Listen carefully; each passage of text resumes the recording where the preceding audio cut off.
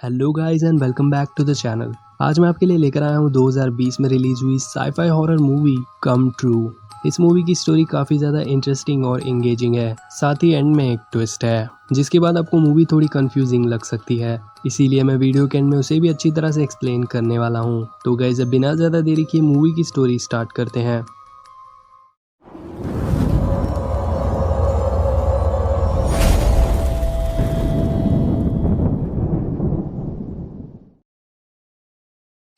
Movie के start में हम एक टीनेजर लड़की सारा को देखते हैं जो कि होमलेस है। सारा की फैमिली के बारे में हमें मूवी में कुछ भी बताया नहीं गया है, पर जब उसके पेरेंट्स घर पर नहीं होते तो सारा छुपकर अपने ही घर से खाने पीने का कुछ सामान भी ले आती है और ऐसे ही वो अपने खाने पीने का इंतज़ाम कर लेती है।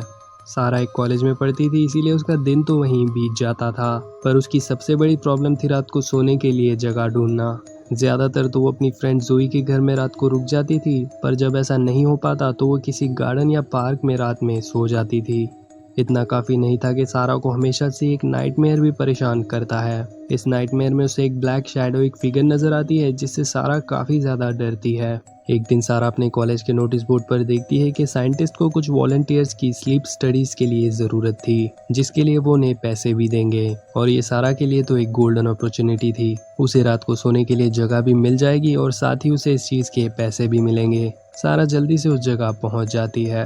यहाँ उसकी मुलाकात डॉक्टर अनीता से होती है। अनीता सारा से उसकी सारी इन्फॉर्मेशन ले लेती है और हमें यहाँ पर पता चलता है कि सारा को बचपन में नींद में चलने की आदत थी, पर काफ़ी वक्त पहले उसकी ये आदत भी छूट गई। और यहाँ मैं आपको ये भी बता दूं कि सारा के हिसाब से उसकी एज 18 साल है, पर हम नोटिस करते हैं कि सारा अपनी एज से कुछ ज़्यादा ही मैच्योर और इंटेलिजेंट थी। अनीता उसकी एप्लीकेशन फिल कर देती है और कहती है कि कुछ दिन बाद ये लोग उसे कांटेक्ट करेंगे। ये रात भी वो अपनी फ्रेंड जोई के घर बिता देती है, जहाँ उसे फिर से रात को वही नाइटमेयर आता है। इस नाइटमेयर में उसे हर बार कुछ अलग चीज़ें नजर आती थी, पर वो ब्लैक शैडो एक फिगर उसके हर नाइटमेयर में मौजूद होता ही था। कुछ दिन बाद सारा उस रिसर्च सेंटर पर जाती है जहाँ इसके साथ और भी लोगों को इसमें शामिल किया गया था। रात को सोने के लिए सारा को एक अजीब सा सूट पहनाया जाता है और उसके साथ ही उसके सर पर भी कुछ अजीब सी चीज़ लगाई जाती है। यहाँ एमिली नाम की एक और लड़की भी आती है जो कि इसी रिसर्च का हिस्सा बनने के लिए आई थी। सारा अनीता से पूछती है कि वो लोग किस चीज़ पर रिसर्च कर रहे हैं, पर अनीता उसे कुछ भी नहीं बताती। लेकिन हम जान पाते हैं कि इन लोगों ने एक ऐसी टेक्नोलॉजी बनाई है जिससे ये लोग एक मॉनिटर की मदद से लोगों के ड्रीम के अंदर देख सकते हैं, यानी कि ये लोग जो भी अपने ड्रीम्स में देखेंगे वो इन्हें भी दिखाई देगा। यहाँ हम देखते हैं डॉक्टर मेयर को, और अगर मेयर का लुक आपको जॉर्ज रोमेरो की तरह लगता है तो आप बिल्कुल सही हो, क्योंकि मेयर ने जो ग्लासेस पहन रखे हैं वो जॉर्ज रोमेरो के आइकॉनिक ग्लासेस से इंस्पायर्ड है। मेयर इस टेक्नोलॉजी की मदद से देखना चाहता था कि लोग अपने सपने में क्या कुछ देखते हैं। इस रात सारा को वो नाइटमेयर नहीं आता और वो अच्छे से सो जाती है। अगले दिन सारा अपने कॉलेज की लाइब्रेरी में थी, तभी वो एक इंसान को नोटिस करती है जो कि उसे एक बुक रेकमेंड करता है। इस बुक का नाम है वी कैन बिल्ड यू, जो कि बेसिकली एक नॉवल है, और इसके राइटर है फिलिप के डिक, जो कि जाने जाते हैं अपने क्रेजी साइंस फिक्शन नॉवेल्स के लिए। शाम को सारा जोई के साथ फिल्म देखने जाती है और यहाँ भी वो आदमी सारा को फॉलो कर रहा था, जो कि सारा भी नोटिस कर लेती है। रात को सारा उस रिसर्च सेंटर में सोने के लिए जाती है तो इस बार वहाँ पर एमिली मौजूद नहीं थी। जब वो एमिली के बारे में पूछती है तो वो लोग बताते हैं कि शायद एमिली आज थोड़ा लेट आएगी। इसके बाद सारा सो जाती है और आज उसे वापस से वही नाइटमेयर आता है, लेकिन इस बार अजीब ये था कि वो शैडो एक फिगर एक के बजाय काफ़ी सारे थे, और ये देखकर सारा बहुत ही डर जाती है। अगली सुबह अनीता रोज की तरह सारा से कुछ सवाल कर रही थी और साथ ही वो इस बार उसे कुछ फोटोज भी दिखाती है, जिन फोटोज में वो ब्लैक शैडो साफ नजर आ रही थी। और उसे देखते ही सारा की तबीयत अचानक से खराब होने लगती है और उसे पैनिक अटैक आ जाता है। कुछ देर बाद यहाँ वही आदमी आता है जो सारा को पिछली रात स्टॉक कर रहा था। इस आदमी का नाम है जेरेमी और ये एक डॉक्टर है जिसे यहाँ सब लोग रिफ के नाम से बुलाते हैं। सारा रिफ से कहती है कि उसे आगे इस रिसर्च को और कंटिन्यू नहीं करना, क्योंकि इस रिसर्च की वजह से उसे ज़िंदगी में पहली बार पैनिक अटैक आया है, और उसके साथ ऐसा क्यों हुआ ये भी वो लोग उसे नहीं बता रहे। इधर हम देखते हैं डॉक्टर मेयर को, जो कि अनीता की क्लास ले रहे थे। अनीता ने जो फोटो सारा को दिखाए थे वो उसे नहीं दिखाने चाहिए थे, क्योंकि जब हम सोते हैं तो हमारा दिमाग एक अलग सबकॉन्शियस वर्ल्ड में होता है, और जब हम जागते हैं तो हम एक रियल वर्ल्ड में होते हैं। और अगर किसी इंसान को उसी के सपने की इमेजेस दिखाई जाए तो हम नहीं जानते कि वो इंसान कैसे रिएक्ट करेगा, जो कि काफ़ी ज़्यादा डेंजरस भी हो सकता है। इसके बाद हम देखते हैं सारा को, जो कि एक लॉन्ड्री शॉप में बैठी हुई थी। यहाँ उसे वापस से पैनिक अटैक आता है और वो फिर से बेहोश हो जाती है। उसके पास एक बूढ़ी औरत आती है जिसे लग रहा था कि शायद वो सो रही होगी। वो औरत सारा को जगाती है और बताती है कि जब वो सो रही थी तो कुछ शरारती लड़कों ने उसका फ़ोन चुरा लिया। सारा जल्दी से बाहर भागती है पर उसे वहाँ पर कोई भी नज़र नहीं आता। इसके बाद सारा रिफ के पास जाती है और उससे कहती है कि अगर वो इसे सब कुछ सच सच बता देगा तो वो इस रिसर्च को आगे कंटिन्यू करने के लिए तैयार है, पर अगर वो इसे नहीं बताएगा तो वो वापस यहाँ कभी नहीं आएगी। रिफ सारा को उसी मॉनिटर रूम में ले जाता है। यहाँ वो सारा को एक्सप्लेन करता है कि ये डिवाइस आखिर कैसे काम करता है और साथ ही वो कुछ दूसरे लोगों के ड्रीम्स भी सारा को दिखाता है। ये सब कुछ देखकर सारा फिर से मान जाती है उस रिसर्च को आगे कंटिन्यू करने के लिए। आगे हम देखते हैं कि रिफ और उसकी सारी टीम इन सभी को मॉनिटर कर रही थी। तभी सारा को फिर से वही नाइटमेयर आता है। सारा नींद से जाग जाती है और वो इस बार काफ़ी ज़्यादा डर चुकी थी। अनीता उसे संभालने के लिए जाती है पर सारा उसे बताती है कि वो सब कुछ जानती है। वो जानती है कि इसका नाइटमेयर वो लोग भी देख सकते हैं और ये सब जानने के बाद वो यहाँ से तुरंत ही निकलना चाहती है। वो यहाँ से अपनी फ्रेंड जोई को ढूंढने के लिए जा रही थी, पर हम देखते हैं कि सारा की लेफ्ट आई से खून भी निकल रहा था। सारा यहाँ से भागते हुए निकल जाती है और डॉक्टर रिफ भी उसके पीछे जाता है। इसी बीच यहाँ डॉक्टर मेयर भी पहुंच जाते हैं और ये लोग देखते हैं कि दो और लड़कों को भी बिल्कुल वैसा ही ड्रीम आ रहा था जैसा कि कुछ देर पहले सारा देख रही थी। वो दो लड़के भी जाग चुके थे, लेकिन उनके जागने के बाद भी वो ब्लैक शैडो फिगर उन्हें नजर आ रही थी, जो कि मॉनिटर की मदद से ये लोग भी देख रहे थे।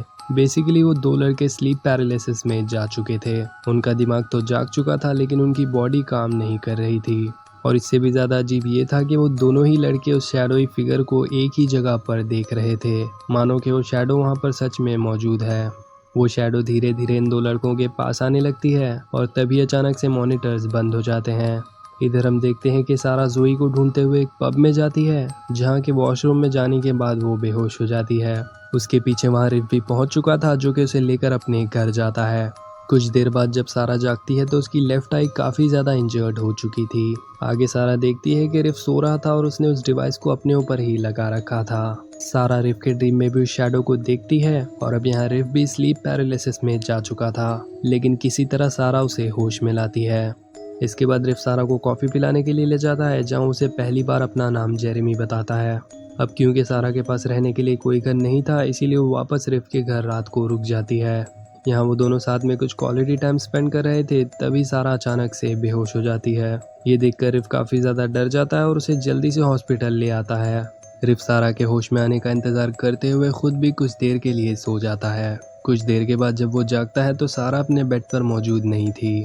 रिफ जल्दी से रिसेप्शनिस्ट को इन्फॉर्म करता है, लेकिन अजीब बात यहाँ ये थी कि इस हॉस्पिटल में आज रात सिर्फ और सिर्फ सारा ही इकलौती पेशेंट मौजूद थी। साथ ही हॉस्पिटल का स्टाफ भी वहाँ पर मौजूद नहीं था। इसी के साथ मैं आपको ये भी बता दूं कि सारा को रूम नंबर 237 में रखा गया था और 237 रेफरेंस है द शाइनिंग के रूम नंबर 237 का। रिफ सीसीटीवी कैमरा में देखता है कि सारा नींद में चल रही थी और वो पार्किंग लॉट से होते हुए हॉस्पिटल के बाहर निकल जाती है। रिफ भी उसके पीछे जाता है और वो सारा को जगाने की पूरी कोशिश करता है, लेकिन सारा होश में नहीं आ रही थी। उसे देखकर लग रहा था कि मानो वो किसी एक जगह पर पहुंचना चाहती है। रिफ उसे वैसे ही आगे बढ़ने देता है और खुद भी उसके पीछे पीछे जाने लगता है। साथ ही वो डॉक्टर अनीता को कॉल करता है और उस डिवाइस को अपने साथ लेकर आने के लिए कहता है। कुछ देर के बाद अनीता रिफ के पास पहुंच जाती है, लेकिन तब तक ये लोग काफ़ी ज़्यादा आगे निकल चुके थे। यहाँ ये दोनों उस डिवाइस को सारा के ऊपर फिट करते हैं और उसके पीछे पीछे आगे बढ़ने लगते हैं। सारा अभी भी अपने नाइटमेयर में ही मौजूद थी। कुछ दूर आगे बढ़ने के बाद सारा एक जंगल के रास्ते से होते हुए आगे बढ़ने लगती है और यहाँ ये लोग मॉनिटर में देखते हैं कि सारा के ड्रीम में उसके आसपास काफ़ी सारे ब्लैक शैडोज मौजूद थे। और आगे जाने के बाद रिफ को मोबाइल बजने की आवाज़ आने लगती है। जब वो जाकर उस कॉल को रिसीव करता है तो अचानक ही सारा होश में आ जाती है। सारा काफ़ी ज़्यादा डर चुकी थी क्योंकि उसने पहली बार इतने सारे ब्लैक शैडोज़ को अपने ड्रीम में एक्सपीरियंस किया था। रिफ उसे संभालते हुए यहाँ से किसी तरह वापस ले जा रहा था और तभी सारा नोटिस करती है रिफ के हाथ में जो फ़ोन था वो उसी का है। आपको याद होगा कि जब सारा लॉन्ड्री शॉप में थी तब उसका फ़ोन किसी ने चुरा लिया था। सारा उस मोबाइल में टाइम देखती है तो उसमें 10 बज रहे थे। ये देखने के बाद वो रिफ से टाइम पूछती है तो उसकी वॉच में भी 10 ही बजे थे। अब ये अजीब इसीलिए था क्योंकि इतनी देर से ये लोग ये सब कुछ कर रहे थे और अभी तक सिर्फ 10 ही बजे थे। इसका मतलब यहाँ पे कुछ तो गलत है और वो कुछ गलत क्या है वो कुछ ही देर में उनके सामने आ जाता है। जब ये लोग पीछे मुड़कर देखते हैं तो अंधेरे में से इन्हें काफ़ी सारी आंखें चमकती हुई नजर आती है और उन्हें देखते ही ये तीनों यहाँ से तेज़ी से भागने लगते हैं, जिसका कोई भी फ़ायदा नहीं होता और ये तीनों एक एक करके उनके हाथ लग जाते हैं। यहाँ सीन ब्लैकआउट होता है और नेक्स्ट सीन में हम देखते हैं सारा को। सारा उसी वक्त में पहुँच गई थी जब वो हॉस्पिटल जाने से पहले बेहोश हुई थी। यहाँ हम देखते हैं कि सारा ने अपने दोनों अंगूठों से रिफ की आंखों को फोड़कर उसे मार दिया। सारा अपने हाथ धोने के लिए वॉशरूम जाती है और अब उसे कुछ भी समझ नहीं आ रहा था। तभी उसके फ़ोन पर एक मैसेज आता है जिसमें लिखा था, अगर तुम ये पढ़ रही हो तो तुम तकरीबन 20 साल से कोमा में हो। हमने तुम्हें जगाने के लिए एक नई टेक्निक का इस्तेमाल किया है। हमें नहीं पता कि ये मैसेज तुम तक कैसे पहुंचेगा, पर अगर तुम ये पढ़ रही हो तो प्लीज़ होश में आ जाओ। ये मैसेज देखने के बाद सारा काफ़ी ज़्यादा खुश थी और जब वो मिरर में खुद को देखती है तो उसके वैम्पायर जैसे दांत निकल आते हैं। इसी के साथ ये मूवी यहाँ पर एंड हो जाती है।